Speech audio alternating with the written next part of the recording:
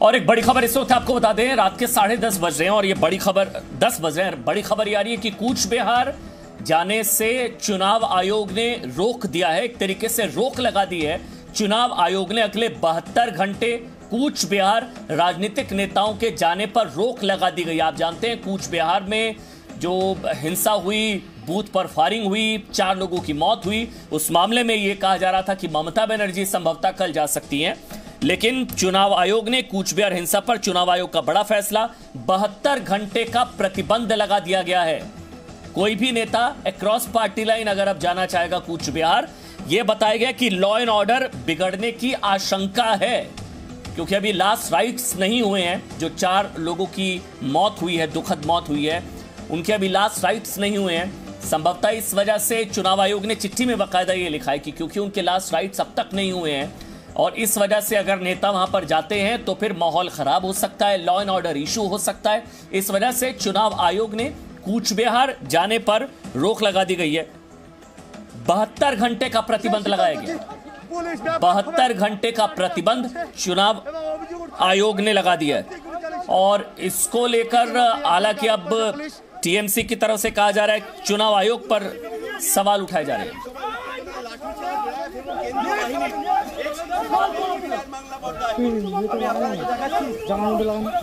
পরিস্থিতি এখানে ইতিমধ্যে সেই শীতলকুচি পুলিশ ব্যাপকভাবে লাঠিচার্জ করছে এবং অভিযোগ উঠছে এই ব্যক্তিগুলি। रवि त्रिपाठी इस वक्त मेरे साथ जी मीडिया संवाददाता मेरे साथ जुड़ चुके हैं। रवि, आवाज पहुंच रही है? क्योंकि ये नाम तो नहीं लिया है मुख्य, लेकिन जाना मुख्यमंत्री ममता बनर्जी को ही था कूच बिहार। रवि,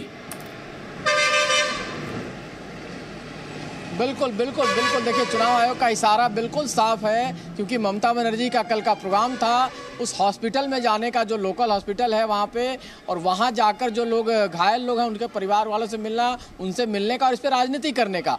तो कुल मिलाजुलाकर चुनाव आयोग का अगर आप रिलीज पढ़ेंगे तो चुनाव आयोग ने जो भी कार्रवाई से वहाँ हुई है सुरक्षा बलों की तरफ से उसको सही ठहराया है, और इसलिए सही ठहराया है कि वहाँ इस समय की मांग थी, वहाँ अगर वो नहीं करते तो उनके साथ और घटना हो सकती थी। जिस तरह से लोग जो पोलिंग बूथ पर बाकी लोग थे वोटर, उनको जिस तरह से धमकाया जा रहा था, उनकी सुरक्षा को खतरा हो सकता था।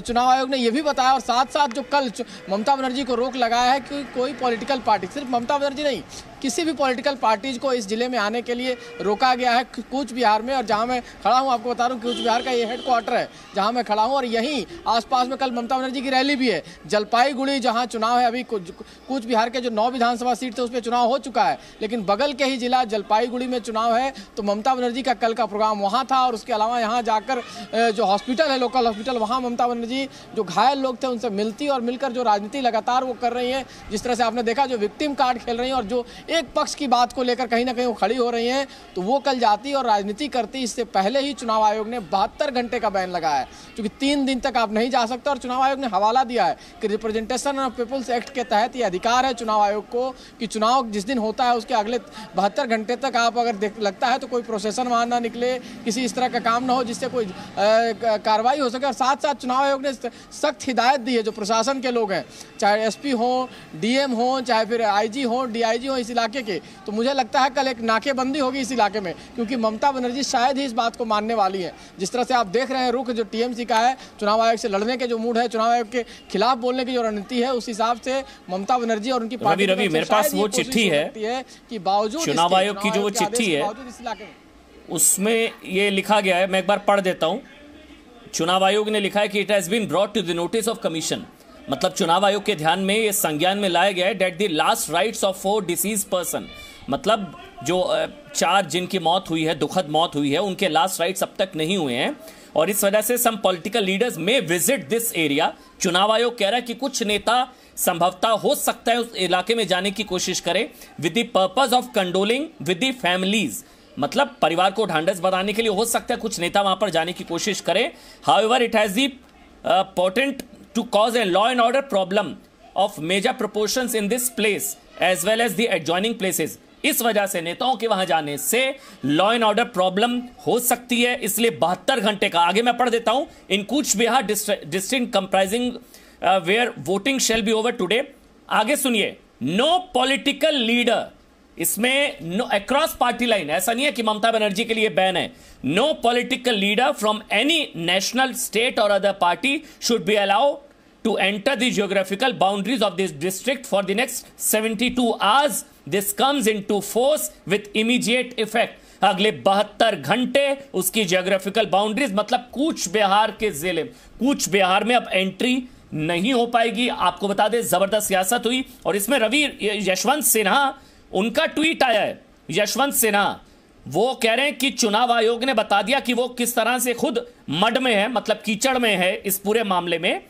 वो चुनाव आयोग पर सवाल उठा रहे हैं। वो कह रहे हैं कि after all she is still the CM of Bengal, मतलब ममता बनर्जी अभी भी मुख्यमंत्री हैं और ये उनकी ड्यूटी है कि अगर कोई इस तरह का कुछ अनफॉर्चुनेट कुछ होता है तो वो जांच सकती हैं। We know for certain that now EC is not fair. Ravi Tripathi, चुनाव आयोग निष्पक्ष नहीं है, यह ऐलान कर दिया यशवंत सिन्हा ने। अभिजीत मुखर्जी ने भी ऐसा ही ट्वीट किया। रवि, बिल्कुल बिल्कुल बिल्कुल, देखिए मैंने आपसे कहा ना कि चुनाव आयोग के को लेकर टीएमसी का अगर रुख देखें तो लगातार एक तरह से निगेटिव रुख है और चुनाव आयोग पर लगातार हमलावर है। चाहे ममता बनर्जी हो, चाहे उनके पार्टी के नेता हो, चुनाव आयोग के खिलाफ बोल रहे हैं। चुनाव आयोग की जो भी कार्रवाई होती है उसके खिलाफ वो लोग एक्शन लेते हैं। और चुनाव आयोग को चिट्ठी भी तमाम, आप देखिए कि जो नंदीग्राम में जो हादसा हुआ था, जो घटना हुई थी, उसको लेकर भी उन्होंने चिट्ठी लिखी। और आज भी जो रिप्लाईज ममता बनर्जी ने दिया है कल और आज में, जो उनके जो कई सारे भाषण को लेकर जो उनको नोटिस मिला है, उसमें उन्होंने साफ तौर पे मना कर दिया उस बात को मानने से। और ममता बनर्जी ने उस चिट्ठी में लिखा है कि चुनाव आयोग अपनी बात को वापस ले, अपने जो भी उनके कंप्लेन उनको वापस ले और उनके नोटिस को वापस ले, बजाय कि उस पर वो कार्रवाई करें, कोई एक्शन ले। जो इस तरह से उन्होंने जो भाषण दे रही है, जिस तरह से पोलराइज करने के लिए ममता बनर्जी भाषण दे रही है, जिस तरह से लोगों को भड़काने के लिए भाषण दे रही है। अब देखिए ये जो हुआ है, इसके पीछे अगर देखें तो पिछले 4-5 दिन 10 दिन के जो उनका ममता बनर्जी का भाषण है, वो कहीं ना कहीं प्रोवोकिंग है। वो लगातार प्रोवोक कर रही है लोगों को। प्रधानमंत्री ने भी आज अपने रैली में कहा कि किस तरह से प्रोवोक किया जा रहा है और जो सुरक्षा बल के जवान हैं उनको कैसे घेरा जाए, उनको कैसे मारा जाए, उनको कैसे रोका जाए। ये सारी चीज़ें एक मुख्यमंत्री कह रही हैं। तो यहाँ लॉ एंड ऑर्डर जैसी सिचुएशन नहीं है। अगर चुनाव आयोग इसको नहीं संभाले तो मैं बार बार कहता हूँ कि यही वो ममता बनर्जी हैं जो 2011 रवि, एक और खबर है इसमें, इसलिए चुनाव जीत कर आए। रवि, एक और खबर है, अगर आप कंफर्म करें, रवि एक और खबर है इसमें, अगर आप कंफर्म करें, ये चिट्ठी में आखिरी में लिखा गया है, the Election Commission of India further directs that the silence period, Ravi सुनिएगा, silence period for phase 5 shall be extended to 72 hours. मतलब जो चुनाव प्रचार जो बंद हो जाता है वो 48 घंटे पहले बंद होता है। इसको कंफर्म करिए। अभी इसमें लिखा गया है the silence period for phase 5 shall be extended to 72 hours and no campaigning shall be permitted during 72 hours before the close of poll in order to ensure the conduct of free and fair and peaceful elections। इसका मतलब रवि यही, अगर मैं सही समझ रहा हूं, कि चुनाव प्रचार बंद हो जाता है 48 घंटे पहले।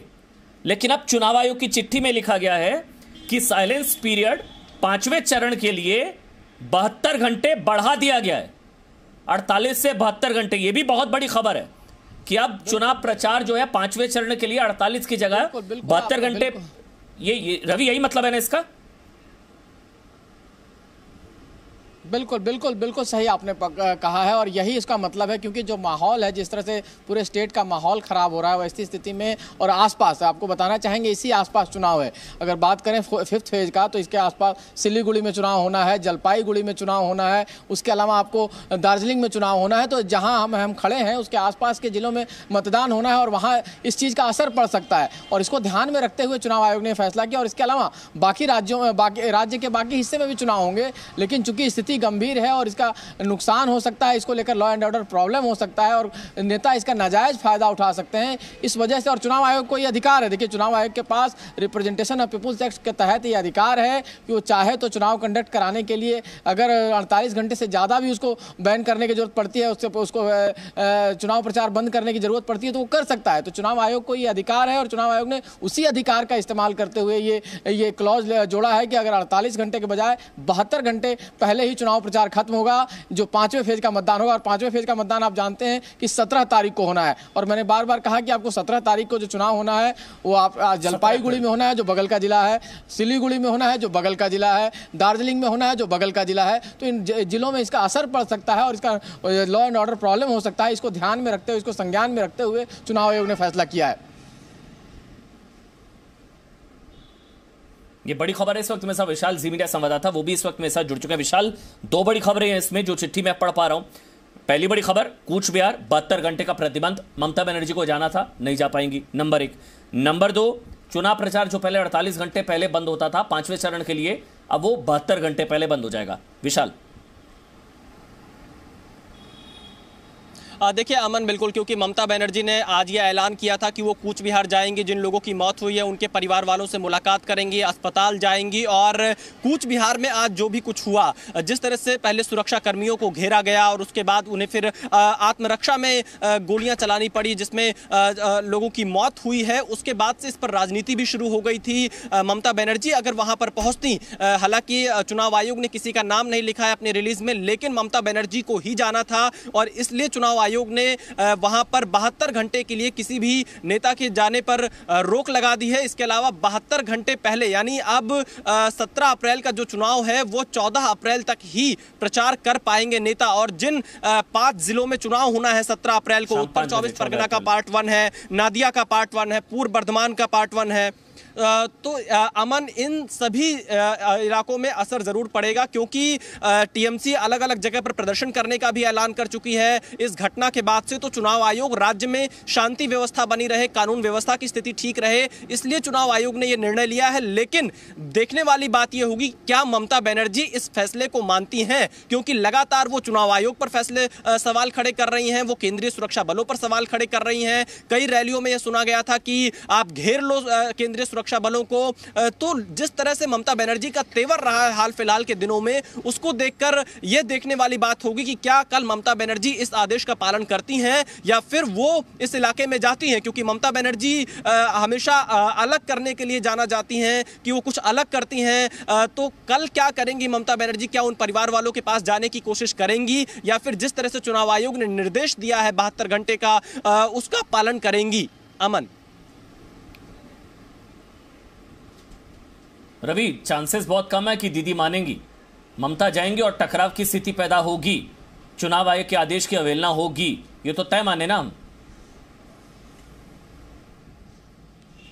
देखिए, जो ममता बनर्जी का स्वभाव है उससे आप भी परिचित हैं, मैं भी परिचित हूं और हिंदुस्तान के लोग भी परिचित हैं कि वो आम तौर पे इस तरह की बातों को मानती नहीं है और वो कहीं ना कहीं कानून व्यवस्था को तोड़ती हैं। जो सरकार चाहे चुनाव आयोग हो चाहे तो जो सिस्टम हो, उसको सिस्टम को कहीं ना कहीं तोड़ती हैं। तो इस बात की संभावना पूरी है कि पूरी कोशिश करेंगे कि जब जलपाईगुड़ी उनकी रैली है उससे पहले या उसके बाद वो इस इलाके में यहाँ आने की कोशिश करेंगे कूच बिहार में। लेकिन आपने इस चिट्ठी में पढ़ा होगा कि इस चिट्ठी में चुनाव आयोग ने साफ साफ लिखा है, जहां 72 घंटे का जो ये लगाया गया, रोक लगाई गई है, उसके नीचे ही लिखा गया है कि इसके जो डिस्ट्रिक्ट सुपरिटेंडेंट हैं, चाहे जो इस इलाके के जितने जो पुलिस अफसर हैं, चाहे डीएम हैं, जो चुनाव आयोग के जिनके अधिकारी होते हैं, ऑब्जर्वर होते हैं, उनके खिलाफ एक्शन होगा, उनके खिलाफ कार्रवाई होगी अगर वो कानून व्यवस्था को बनाए रखने में सक्षम नहीं होते हैं, चाहे वो विफल होते हैं तो। और ये एक आरोप लगता है जो पुलिस के अफसर हैं, चाहे तमाम लोग हैं पश्चिम बंगाल के, ये उन पर भेदभाव करने का, ममता बनर्जी के सपोर्ट में काम करने का एक आरोप लगता है।